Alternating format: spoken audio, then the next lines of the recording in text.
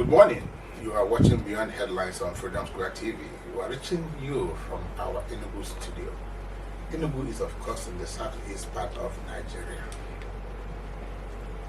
Governor Peter Mbah's administration came into office in 2023 with a bold promise of disruptive innovation in governance.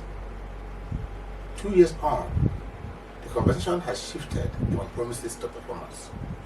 What has been achieved, what remains undone, and how the governor's policies are shaping Enugu's development trajectory.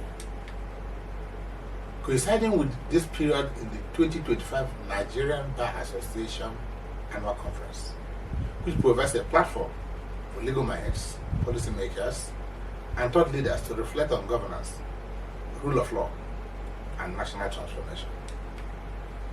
Lawyers and legal professionals have been critical stakeholders in assessing not just the health of Nigeria's democracy, but also how some national governments like Enugu's innovate within the framework of law and constitutionalism.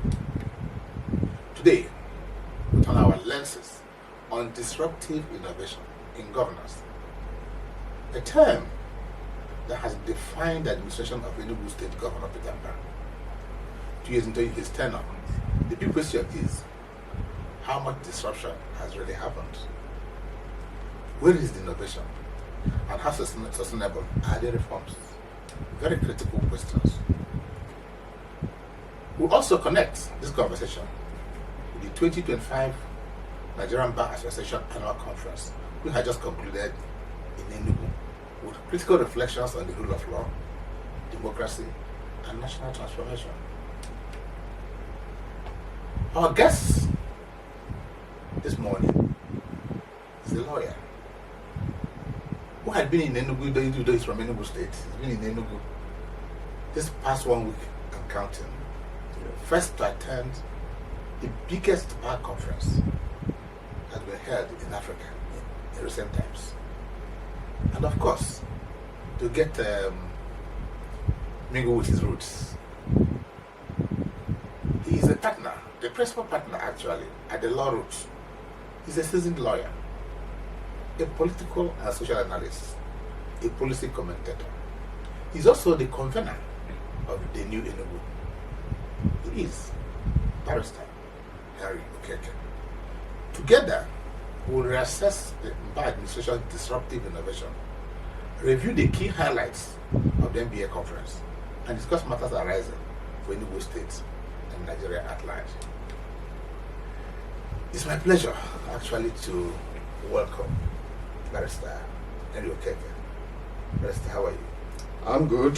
Thank you, Chief Uchen Nasir. Thank you, Freedom Square TV, for the invite.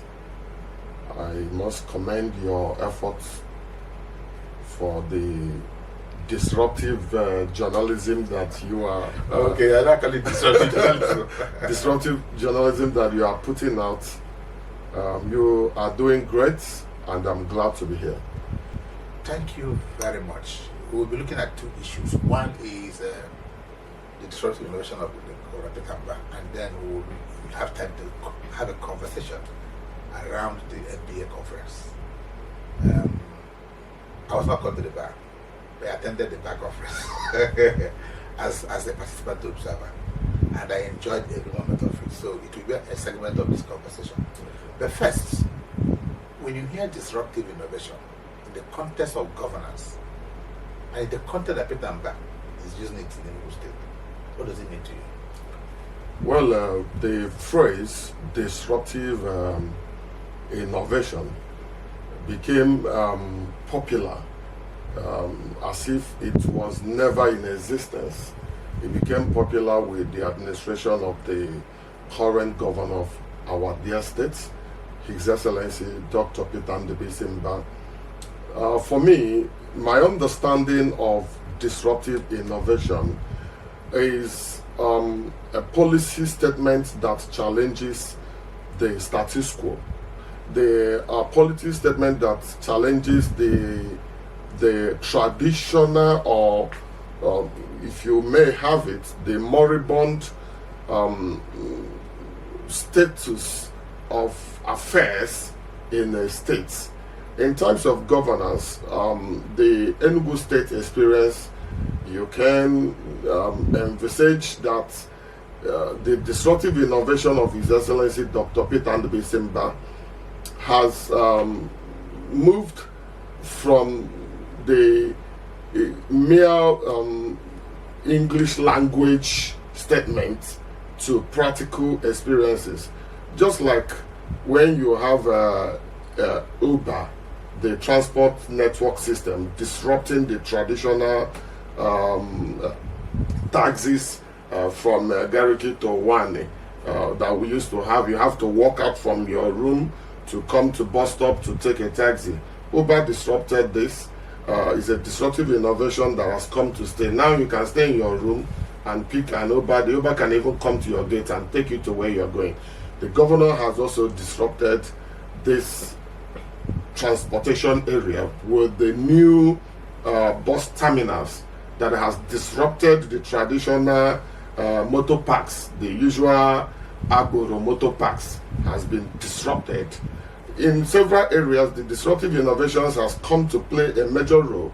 So I understand it from the perspective of necessary change, changes that can be compared with transformation, moving away from what used to be and moving to what needs to be. The world keeps evolving and we cannot keep doing things the same way. So that is what disruptive innovation is. And in Enugu State, it has gone beyond the dictionary meaning, and there is an input on it that I must single out. The input on it I must single out is the urgency that the disruptive innovation, the Enugu State method has brought on board. Because generally, the concept of disruptive innovation speaks to small changes, gradual introduction of reforms.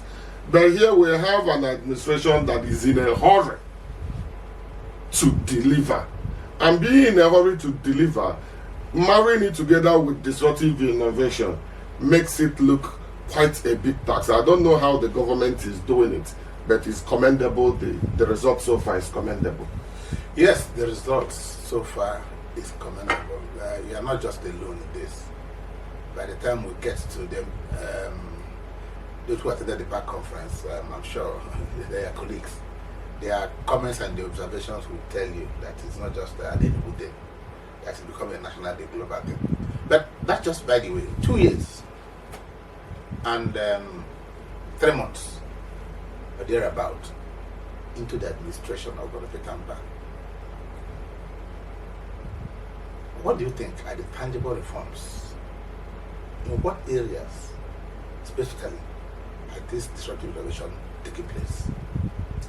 I'm glad this question is put forward because it follows with the first. Yes. Permit me to answer from my immediate jurisdiction. Go ahead. The law courts, the judiciary. Before now, the traditional note-taking, the note-taking of, like Gani will say, a judge once told Gani for me, when you finish dancing, I will record it, because he was making a lot of points and then dramatic in the court. My Lord said, Gani called on my Lord, I hope the court is recording me.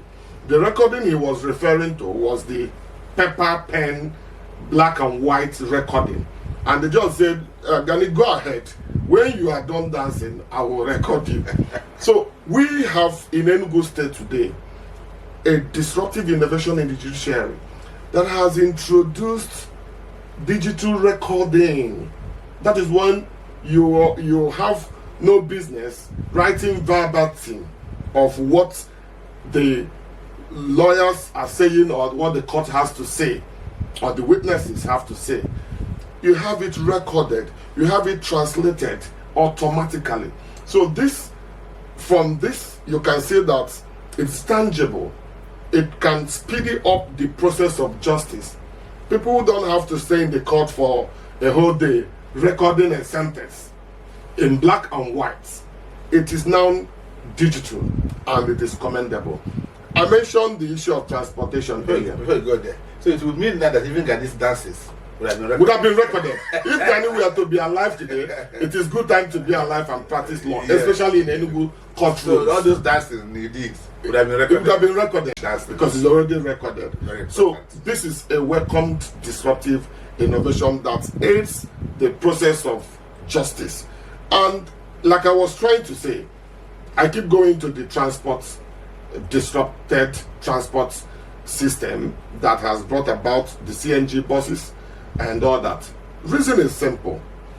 A viable economy, a state where things are functioning well economically, must guarantee free movement of people, free movement of goods, and free movement of services.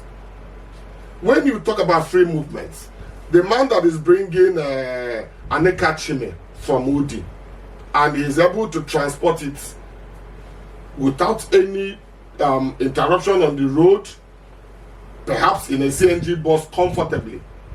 The student that is going to school in Abuane, all right, or the lecturer that is going to render a service to the state in Abuane. So they're bringing pineapple from Amoli. Or yes, or the women that are bringing pineapple from Namoli, or the okra in Nenwe, or the jubo in Ituku.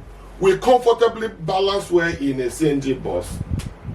Students can use their telephone to access internet inside the bus.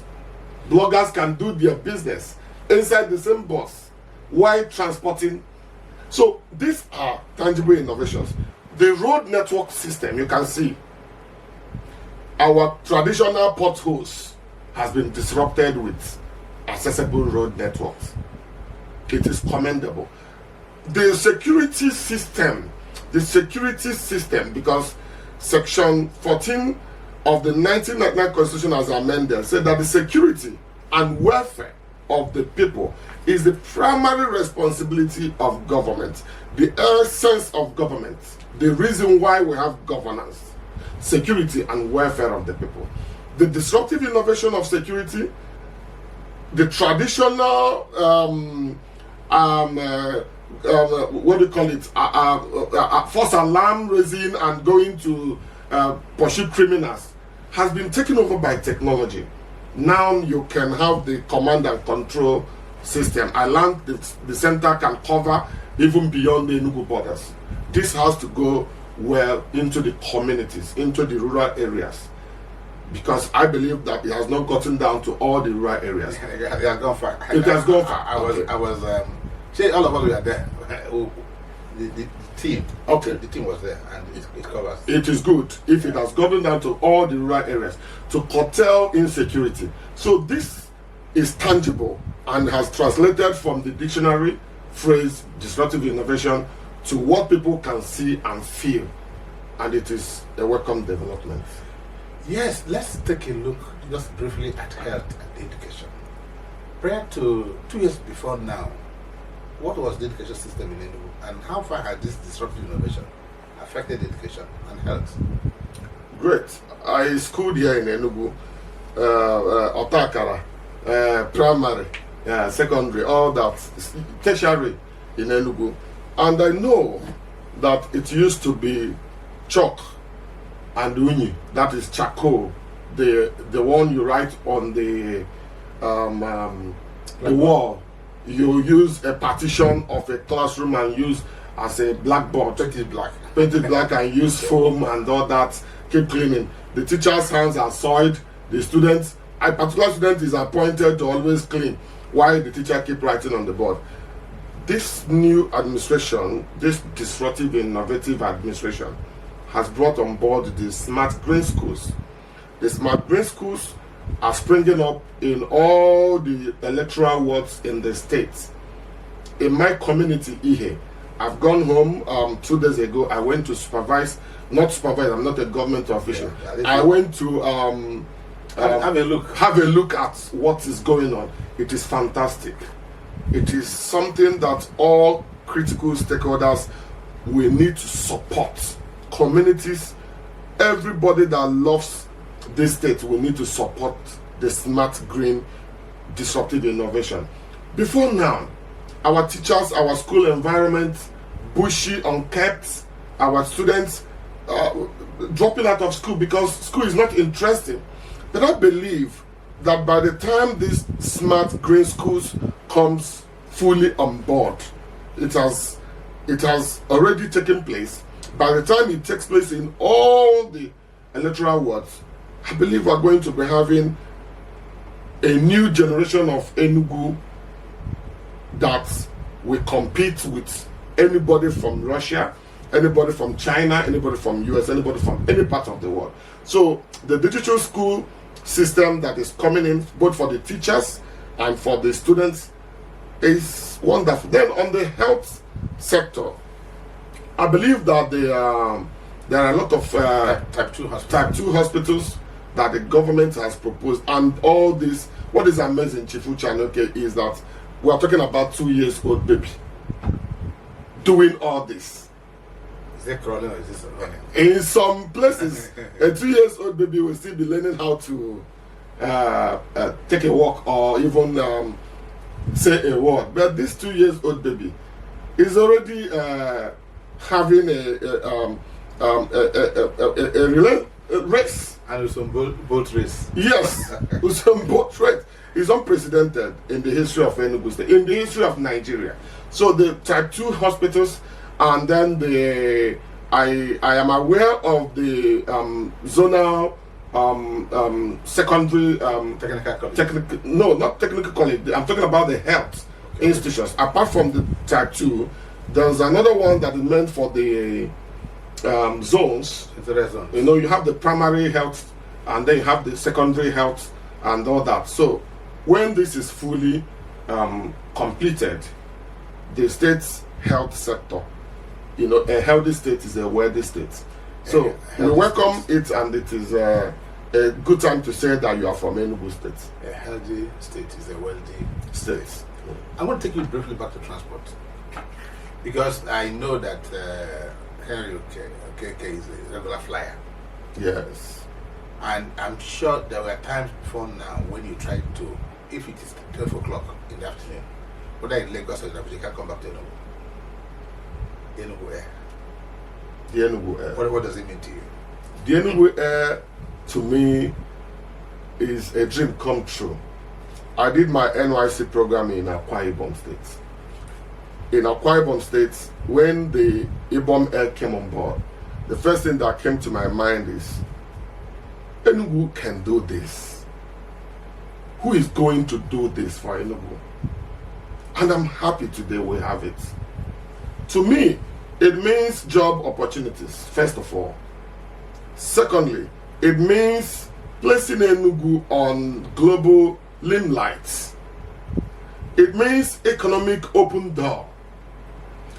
It means welcome to Enugu State, the global community.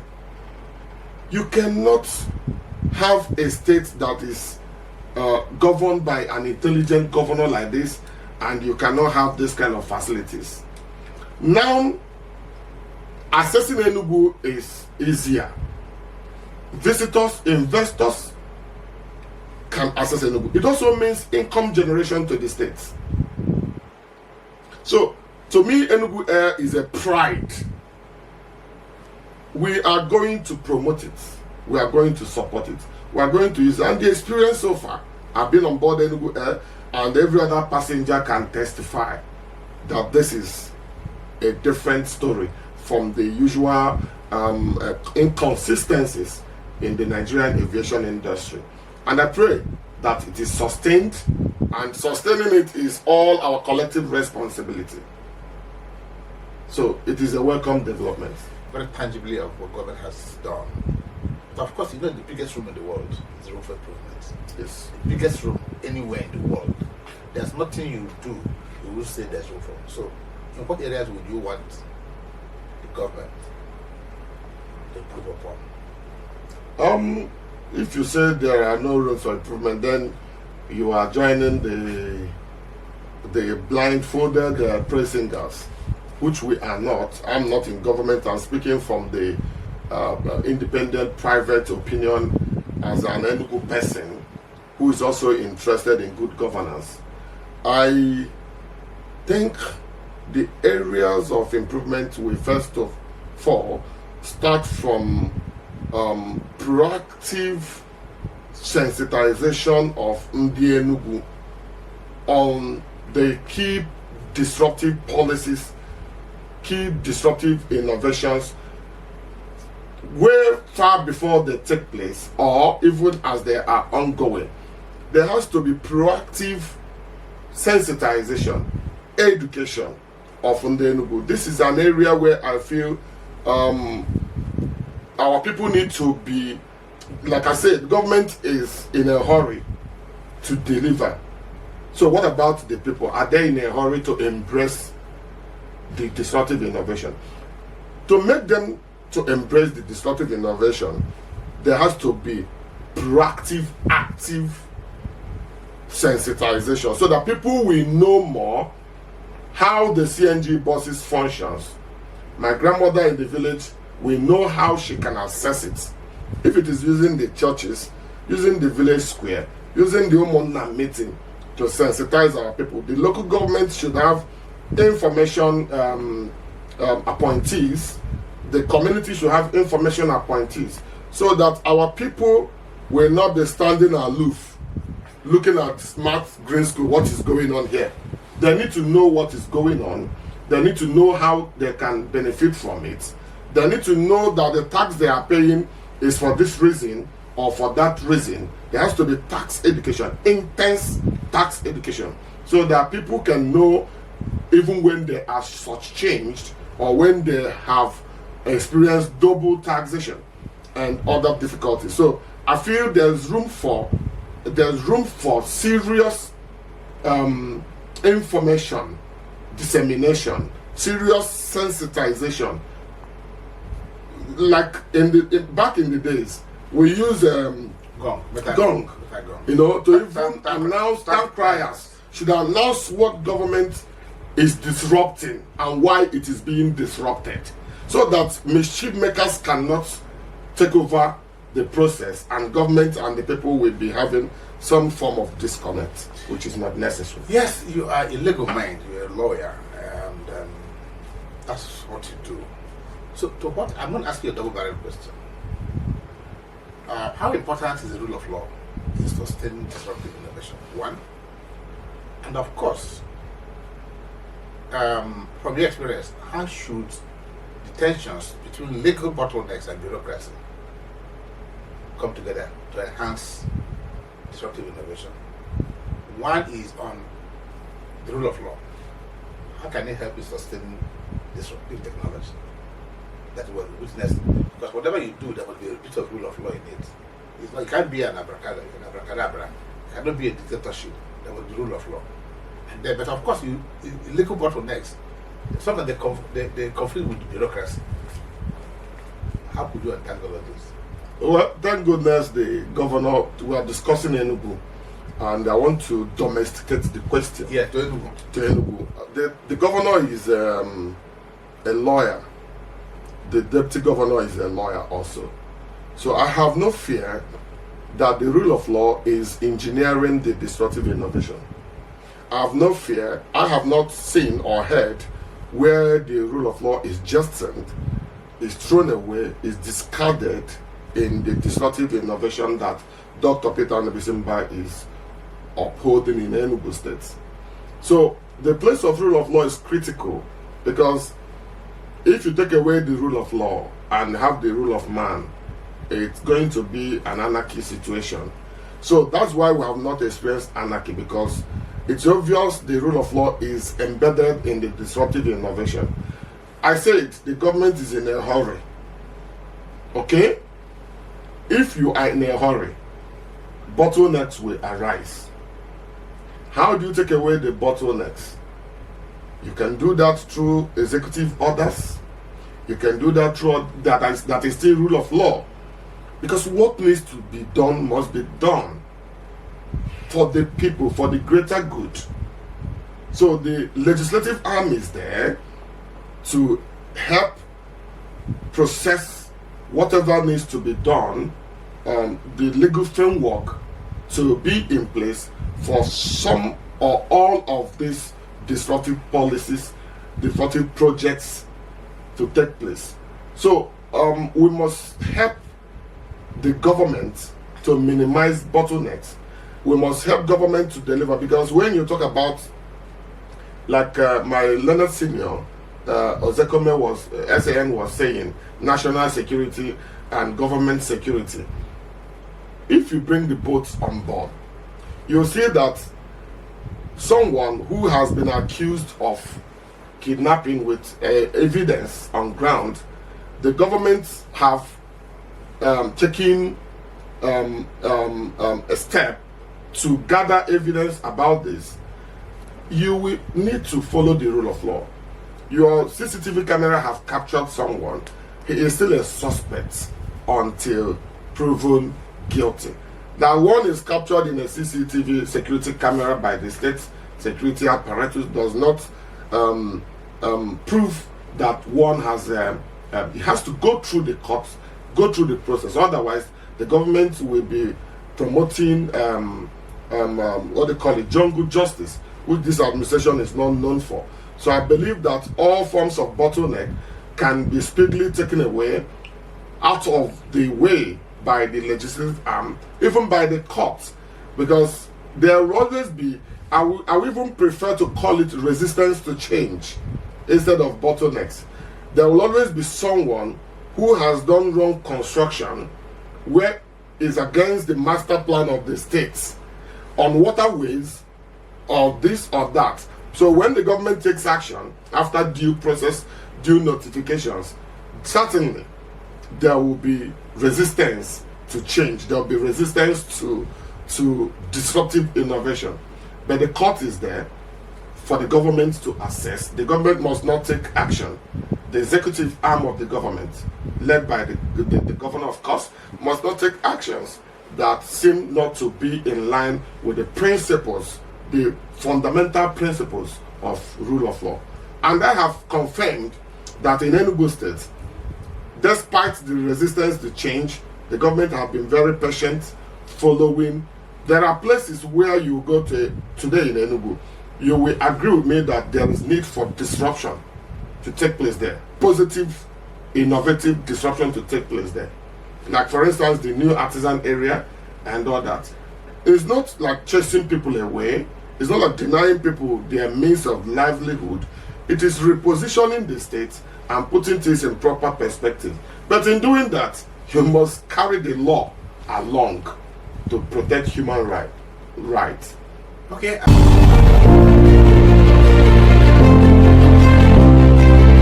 Not everything makes it into the headlines, but we bring you the full story. Join Uchenna Cyril Anyoke, a renowned media personality and former president of the Nigerian Publishers Association, as he unpacks the real issues behind the news, from politics to public policy, economy to human rights. Nothing is off limits. Expert guest, in-depth conversation, local and global perspective. New episode every week on Facebook and YouTube. Watch now on Freedom Square TV. Follow for updates and behind the scenes clips. Beyond the headlines, beyond the news. You are still watching Beyond Headlines on Freedom Square TV. Before we just went on that break, my guest, who is still here, Barrister Okeke, he worked extensively on the disruptive innovation that has taken place and is still taking place in Enugu State. And he has scored the government very highly. Yeah. I want to take Barrister to the events of the last week, precisely between the 22nd of August to the 29th of August. Enugu State, Enugu capacity witnessed an influx, a massive influx of what they call sea of lawyers. Lawyers came from every part of Nigeria. They almost overwhelmed the infrastructure we have in Enugu State, the hotels. But they didn't overwhelm us. Because I'm asking you, how did the disruptive innovation of Peter Mbah accommodate over 20,000 lawyers that came into Enugu? Oh. I was a conferee. I participated in the conference, but before then, I was privileged to play some behind-the-scene roles that, alongside others, that brought the conference eventually to Enugu. I will take one quickly because the fear that was promoted by the insecurity in the Southeast, in our community of lawyers, in our association. That note, I want us to take a short break. But when we come back, Barrister Okeke, we'll be looking at the just concluded Nigerian Barr conference that took place in Enugu. We're going to tie it to the gains of disruptive innovation. It's made it possible for that to happen. We'll be back shortly. Thank you. The fear, there was a palpable fear about security. The lawyers coming to Enugu, are they going to be safe? Thank goodness. We worked day and night and assured our people repeatedly that what we have seen the governor put in place is enough guarantee to secure, even if the whole world is coming to Enugu, Enugu is secured. And I'm glad I give the governor a lot of kudos. And I thank the security agencies, the Nigerian police, the Nigerian army, all the security outfits in Enugu. Even the forest guard, I saw them, neighborhood security watch, everybody was handy, was on ground to defy these doubts, to erase the doubts that Enugu State and to a large extent the Southeast is not safe.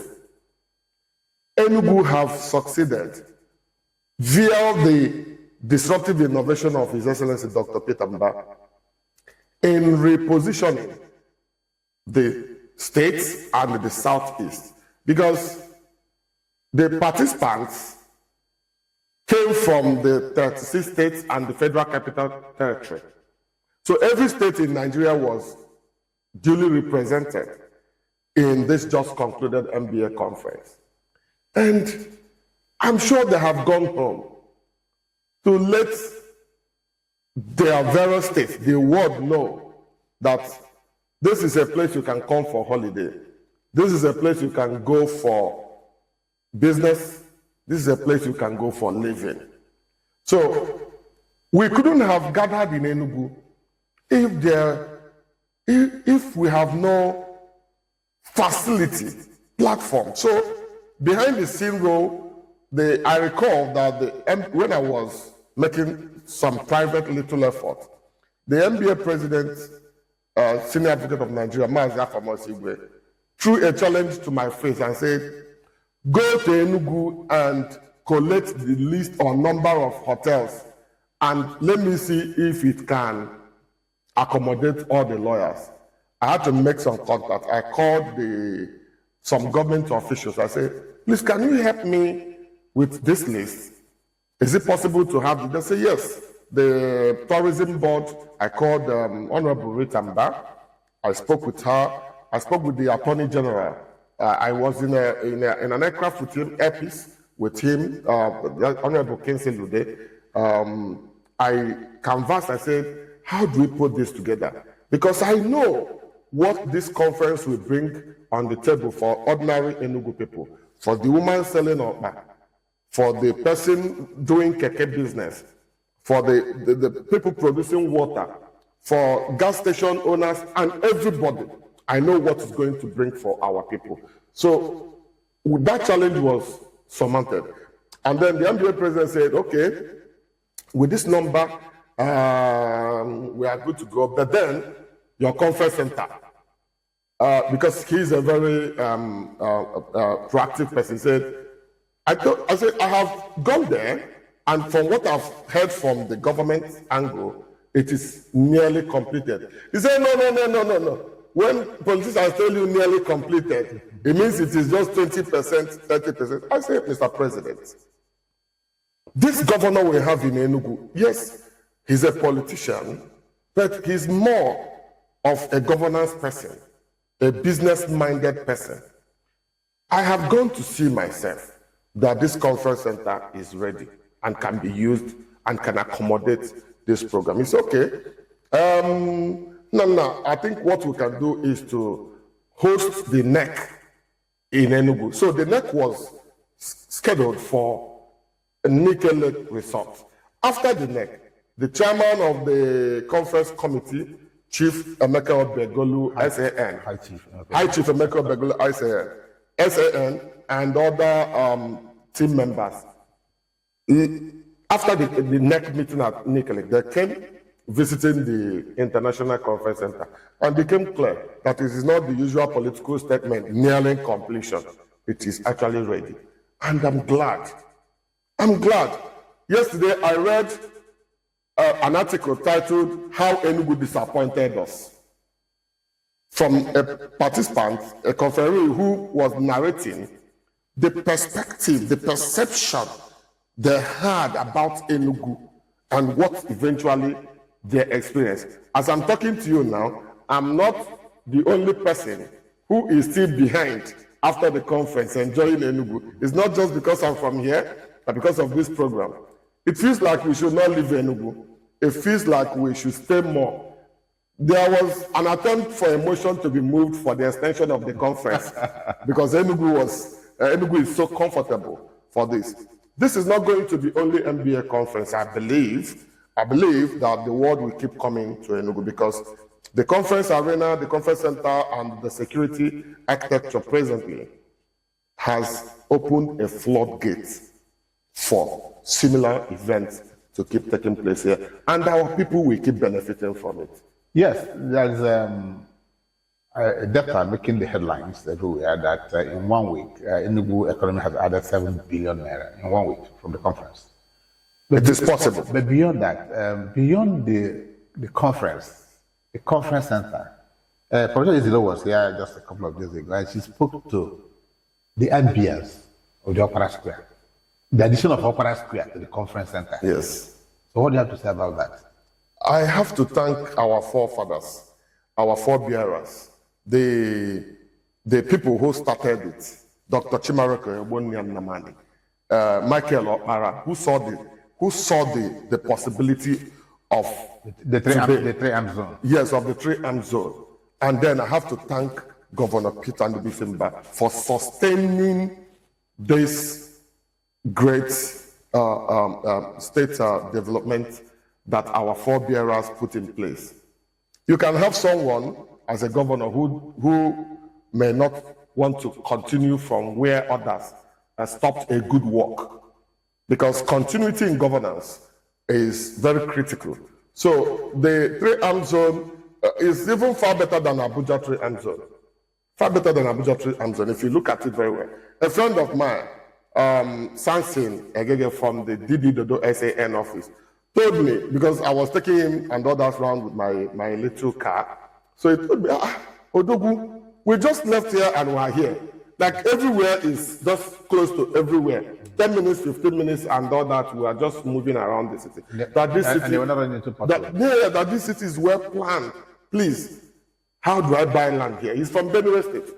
And he said, how do I buy land here? Please help me to buy land. I want to have a house in Enugu. So the ambience, despite the fact that work is still ongoing, you can see some work that is still ongoing. Beautification project that we're still ongoing, because you can agree with me, 4 months is too short a time to put up this kind of effort.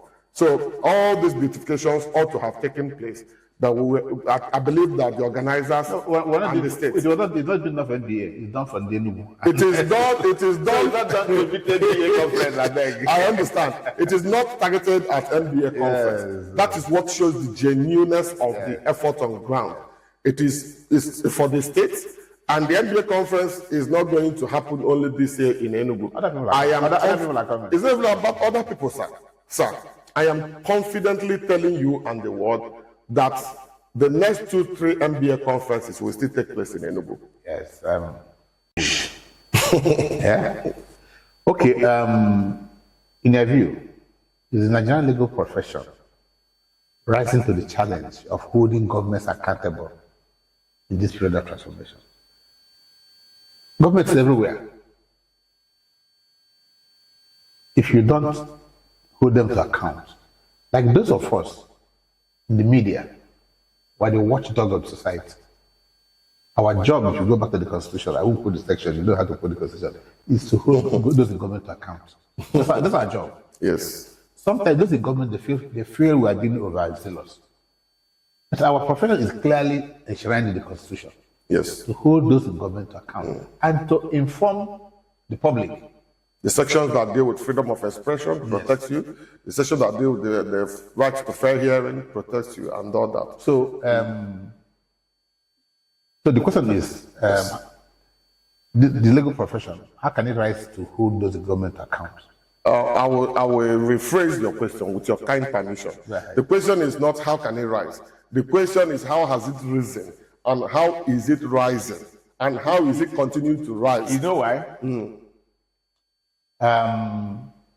Many Nigerians, I'm sorry, many Nigerians believe that the legal system failed the country. No, it has not failed. It's failing the country. I'll bring home a very handy proof in this discussion. As long as it's not isolated. In Rivers State, the NBA stood tall to promote and challenge a situation. That is even why we finally got the NBA conference in Enugu. NBA, the Nigerian Bar Association, the legal profession at large, has not failed in its responsibility to promote justice, equity, and fairness. You can follow Mazia Famosi, the NBA president. You see constant communications, constant communiques, constant actions, even litigations against obnoxious practices, against unpopular governance decisions, against illegal and inhuman government decisions. In Rivers State, for instance, we said we cannot appropriate and reprobate at the same time. We said we cannot host our conference in a state where the chief host, who will be addressing us and welcoming us, is an undemocratic. Even when I hold their 300 million. We are not holding their 300 million. What are you holding? We are not. I will not want to have this discussion on 300 million because it has been properly addressed. All right? We are not holding their 300 million. And thank goodness, the NBA president announced that the next conference we hold in Rivers State, subject to the condition that what made us to leave must have been rectified. We are not holding, even in this conference, you can see some souvenirs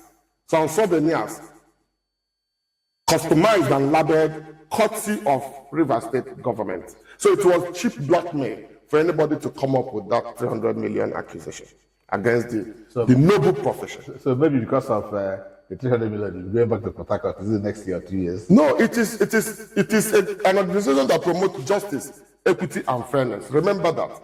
It is just that we give them right of first refusal again. Okay, you've spoken to NBA, but the legal profession is just not about NBA.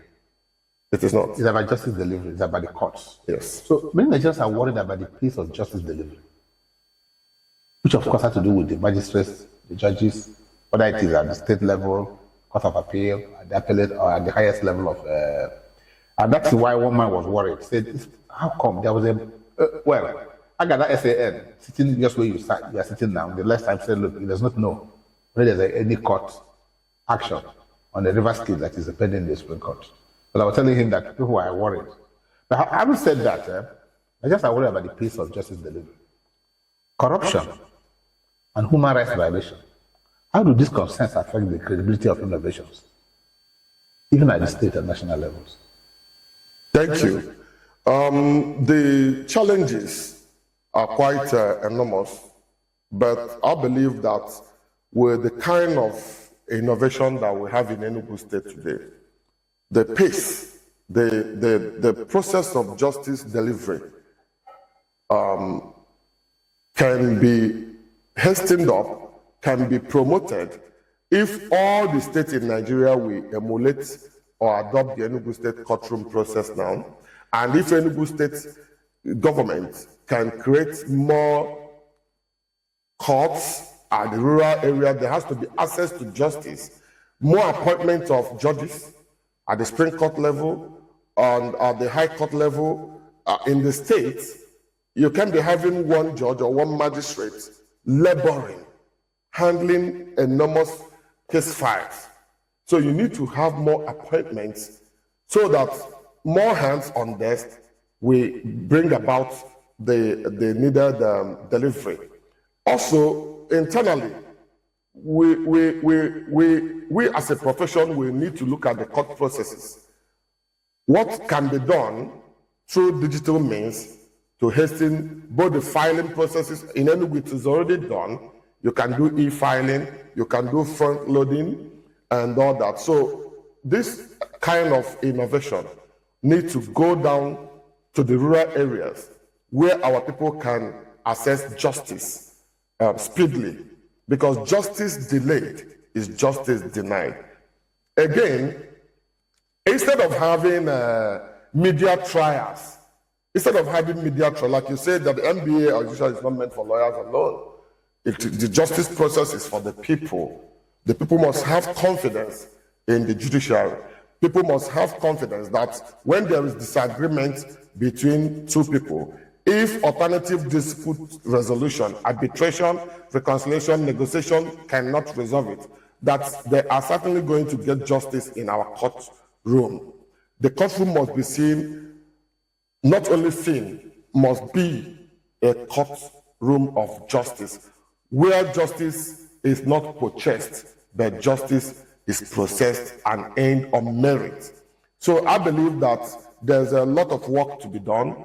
There's corruption, yes, but you can see that NJC has had cause to suspend some lawyers, had cause to discipline some lawyers, some judges, and others. So there is room for improvement, and the legal profession should be supported, not continually looked as if we are not doing a lot.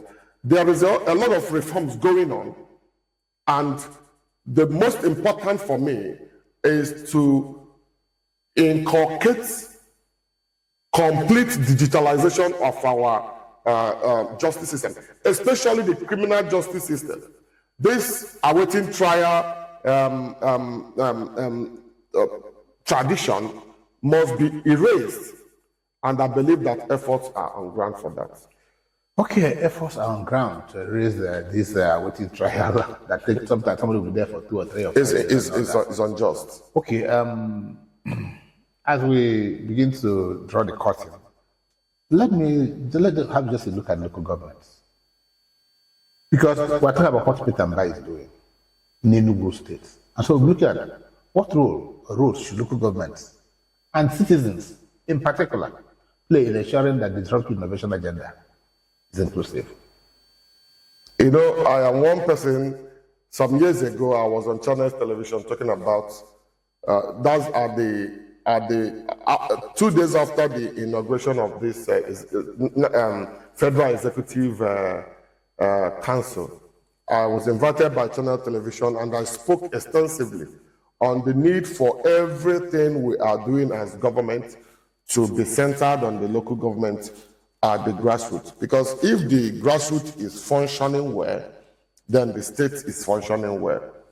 It is good that we have an ambience in the state. It is good that we have a state that can compete with New York City. But the people in my community in Ihe, in our local government, the people in our communities in Nome and all that, we need to have a feel of what is going on at the center. So I feel that the local government system has to be looked at more from the perspective of community development, from the perspective of commercialization, commercial activities. I once had a program that is called Shop Local Initiative, aimed at promoting businesses at the rural area, promoting industrialization at the rural area. We can't be having local government systems that seem to be docile or non-functional. We have to bring the local government at the center. Whatever that is happening at the state. I remember when you were a local government chairman in our local government. I remember vividly that the road running from Akpasha in Akebugu down to Ihe, down to Ogu, was a counterpart funding between the local government and the state government. That road served well, and now is being improved by the federal government. So there has to be very close tie partnership, not lip service, close tie partnership. Our local government handlers, administrators, or chairmen, whatever they are called, must be people who understand the business of the government at the state and who can represent the image of the government at the state at the rural level. In terms of disruptive innovation, we have to have more courtrooms. I have had experience where customary court chairman, or is chairman the court, was not having transportation to the customary court in my community. And people who have cases were sitting waiting. I passed and said, what's going on here? I said that they're waiting for the customer. They waited the whole day and the man did not come. Maybe his car broke down. What happens if the customary court arena is built with staff quarters by the local government administration? What happens if the rural markets are functional, where our very sweet pineapple from your community in Amori is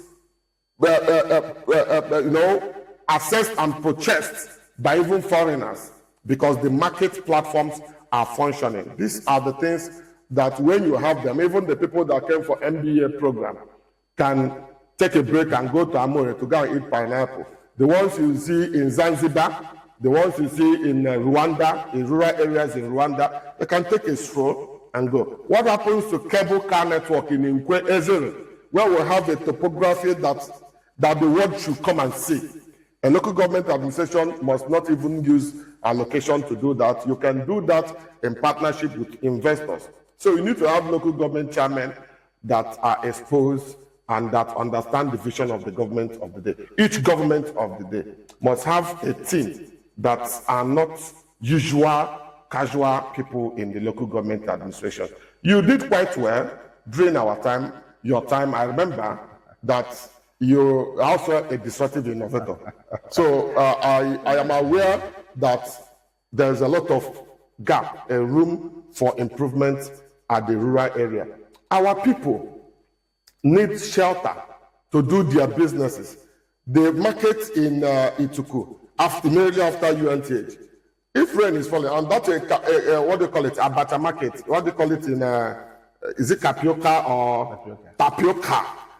Jubo is sold there, the dried ones. When rain comes, where do they carry the Jubo to? And we have come a long way as a state. We should have passed that stage by now. We can't keep pretending. So the local government must be brought at the center of the state development. So that... Okay, local, but so far in Enugu State, local government chairmen are working. Like somebody said, if you're working with Peter Mbah as a local government chairman, you can't afford to fail. That's correct. You just can't afford to fail. That's correct. Okay, forget election. Peter Mbah has roughly about 2 years more to go. The way you see things today, what should the governor prioritize the next 2 years to ensure that disruptive innovation does not remain a catchphrase, but a life we're living? A great question and quite a technical one, but I will take it to a very honest perspective.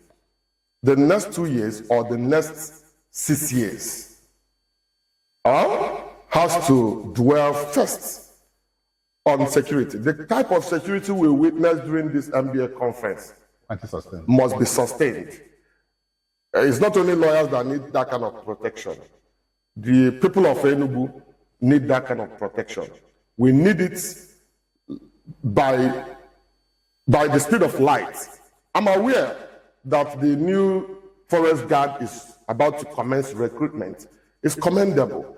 So let the effort dwell on security. When there's security, when there's safety, every other thing will follow gradually. If you are doing 2 years more before the election, I'm not seeing the governor as someone who is working for election purpose.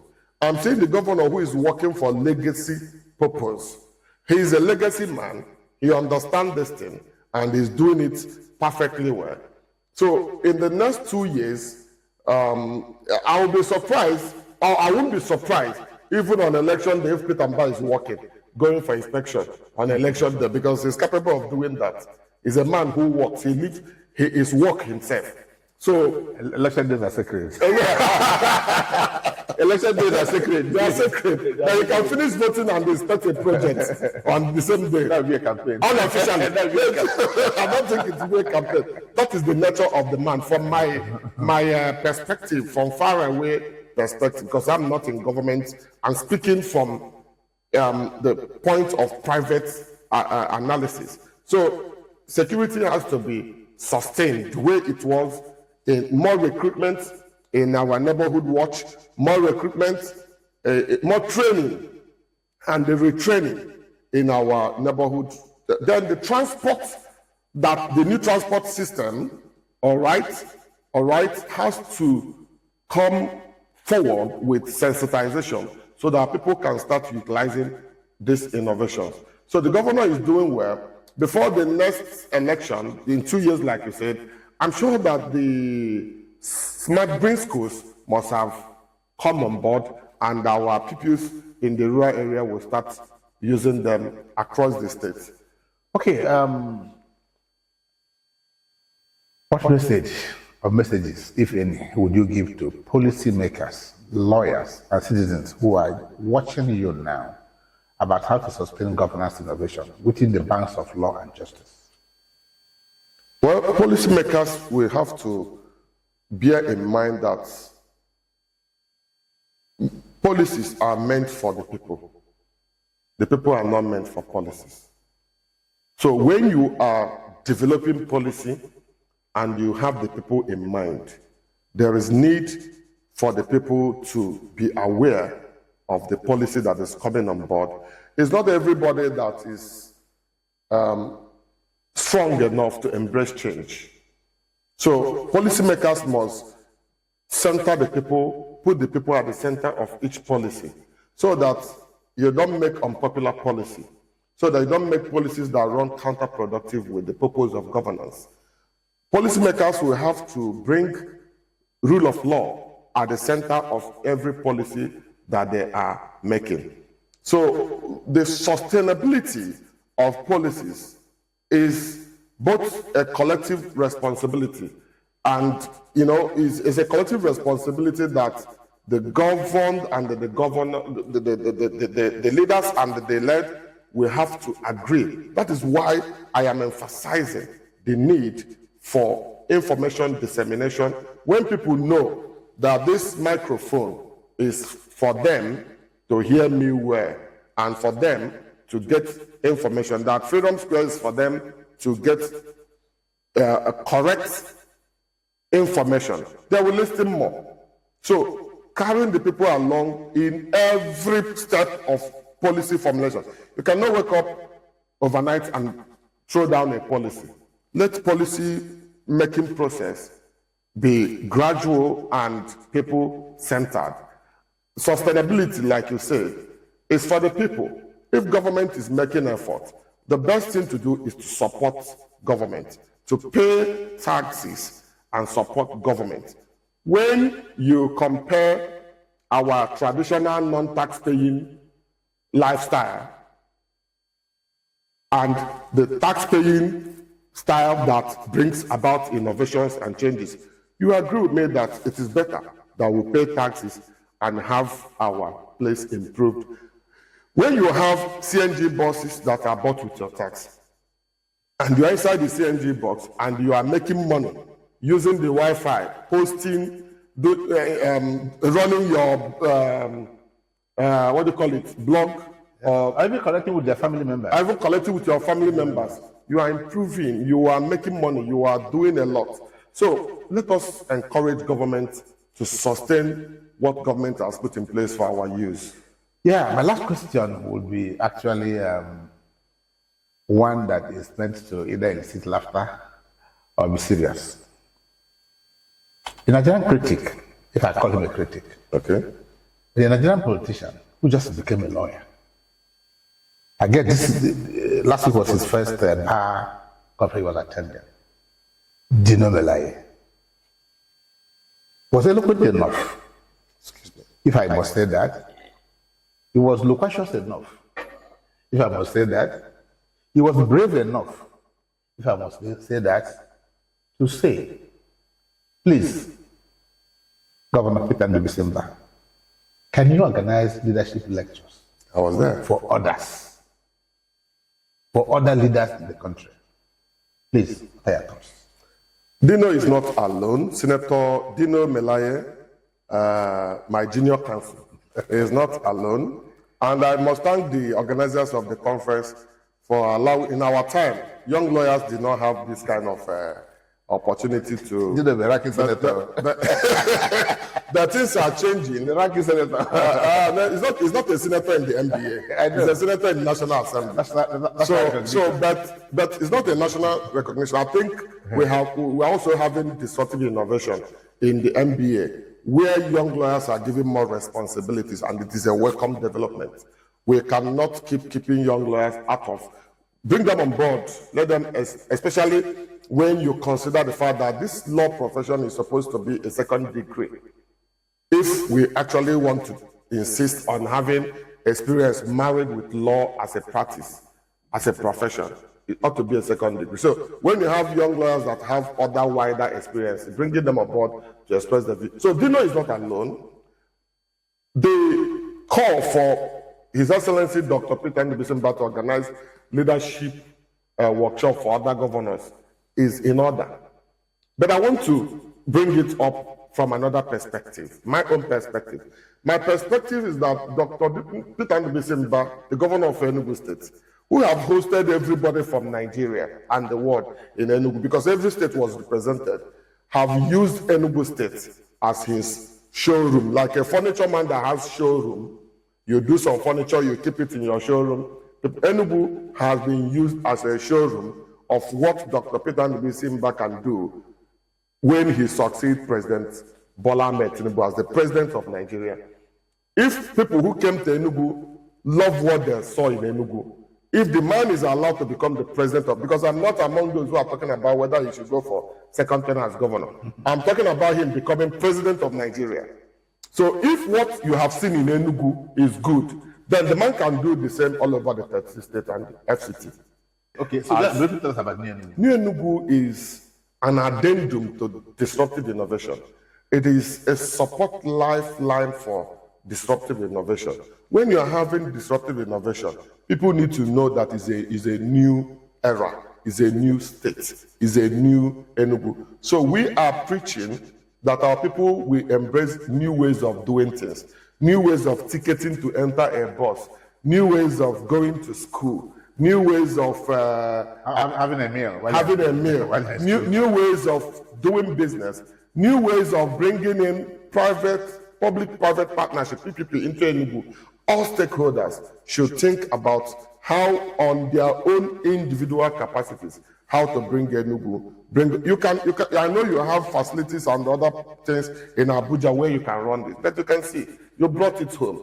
So the more we bring in things to encourage the new Enugu system, the better sustain the disruptive innovations. So New Enugu is a platform we formed, and Dr. Peter Mbah, our governor, is the patron.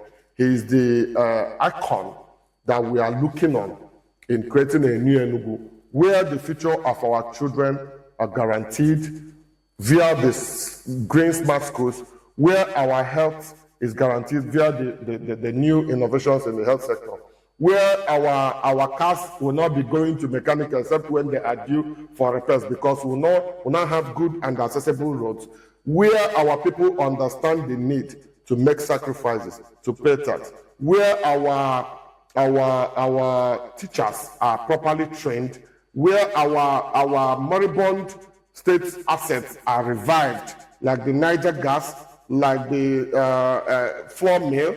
Flour mill is necessary because everything is flour now. Bread, what have you? A loaf of bread is about 4,000 or 5,000, standard one. So if the state can have the flour mill floated again, families can buy bread at a subsidized prices, like they can buy gas now at subsidized prices.